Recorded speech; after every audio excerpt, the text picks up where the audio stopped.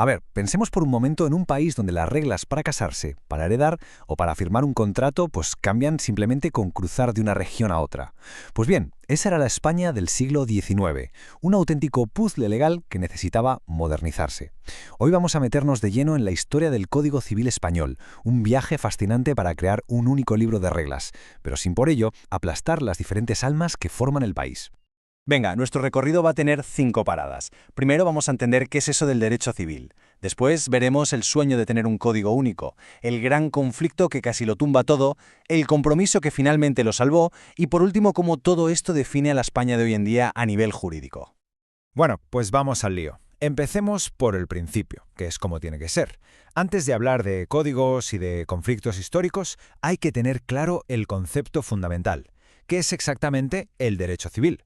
Dicho de una forma sencilla, el derecho civil es como el sistema operativo de nuestra vida privada. Son las reglas del juego que organizan las relaciones entre particulares. Hablamos de todo, desde un contrato de alquiler hasta un matrimonio. Es el derecho que nos afecta como personas en nuestro día a día. Tradicionalmente, todo este universo se ha organizado sobre 3 grandes pilares, 3 patas. La primera es la persona en sí misma, o sea, cada individuo como sujeto con derechos y obligaciones. La segunda es la familia, que es el núcleo de nuestras relaciones más íntimas. Y la tercera es el patrimonio, es decir, todo el conjunto de bienes que nos permite relacionarnos económicamente. Venga, ahora viajamos en el tiempo. Nos vamos al siglo XIX. España, como muchas otras naciones europeas, quería ser un Estado moderno, pero su sistema legal estaba totalmente fragmentado. Y de ahí nace una gran ambición: la unificación. Es que el problema era un caos, pero un caos de verdad.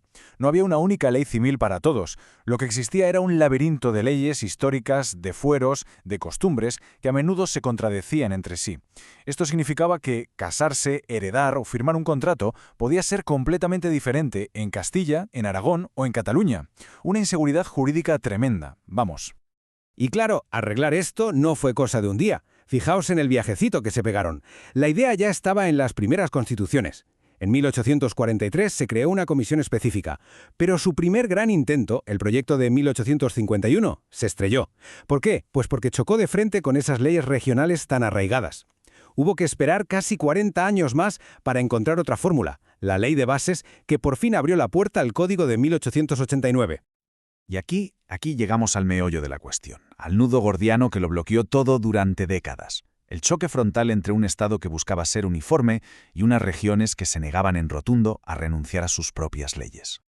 Esta es la pregunta que lo cambia todo, porque territorios como Aragón, Navarra o Cataluña no eran una página en blanco, ni mucho menos. Tenían sus propios códigos de derecho civil, muy antiguos, los famosos derechos forales, que llevaban siglos regulando desde la herencia de la casa familiar hasta la propiedad de la tierra. Aquí vemos a los dos bandos, clarísimos. Por un lado, los centralistas, que decían que la unificación era sinónimo de progreso, de igualdad, de modernidad.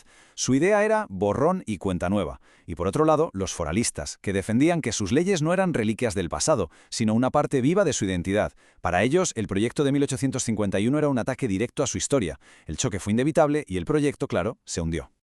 Bueno, estaba claro que a las gravas no se iba a ninguna parte. Para que el Código Civil viera la luz, había que resolver la cuestión foral sí o sí. No se podía seguir mirando para otro lado. Y el primer intento de solución fue, como mínimo, ingenioso. La idea que se les ocurrió, a través de la Ley de Bases de 1888, fue un plan por fases. Primero, se publica el Código Civil como ley general para toda España. Segundo, se recogen y ordenan las leyes forales de cada territorio en documentos aparte. Y tercero, y aquí está la clave, se unen esos documentos al Código principal como si fueran meros apéndices. O sea, se reconocían, sí, pero quedaban en una posición subordinada. Pues, spoiler, no funcionó. Fue un fracaso rotundo. A los foralistas la idea de que sus leyes fueran un simple apéndice, un añadido a la ley principal, pues como que no les hizo ninguna gracia. Ellos querían un sistema de iguales, no de subordinados. Y esa resistencia, junto con la pasividad del gobierno, pues mandó el plan de los apéndices directamente al cajón. Pasó el tiempo y el problema seguía ahí, enquistado. No fue hasta mucho después, en 1946, en un Congreso Nacional de Derecho Civil en Zaragoza, cuando se dio un giro de timón y se propuso un enfoque totalmente nuevo. Y esta fue la solución que por fin funcionó. En lugar de apéndices, la palabra mágica pasó a ser compilaciones. Entre 1959 y 1973, el propio Estado fue aprobando leyes que recogían el derecho propio de 6 territorios, respetando sus particularidades históricas, desde el caserío vasco hasta el complejísimo Fuero Nuevo de Navarra. Ya no eran un simple añadido, eran cuerpos legales con entidad propia, reconocidos oficialmente. Y con esto llegamos a la última etapa. Vamos a ver cómo el sistema democrático moderno de España le puso el lazo final a esta convivencia de leyes tan compleja, dándole la forma que tiene hoy. Y aquí se cierra el círculo. La Constitución de 1978 no solo reconoció esta realidad, sino que le dio un espaldarazo definitivo. Este artículo es la clave de bóveda de todo el sistema. Dice que el Estado tiene la competencia sobre la legislación civil, sí, pero con una excepción importantísima.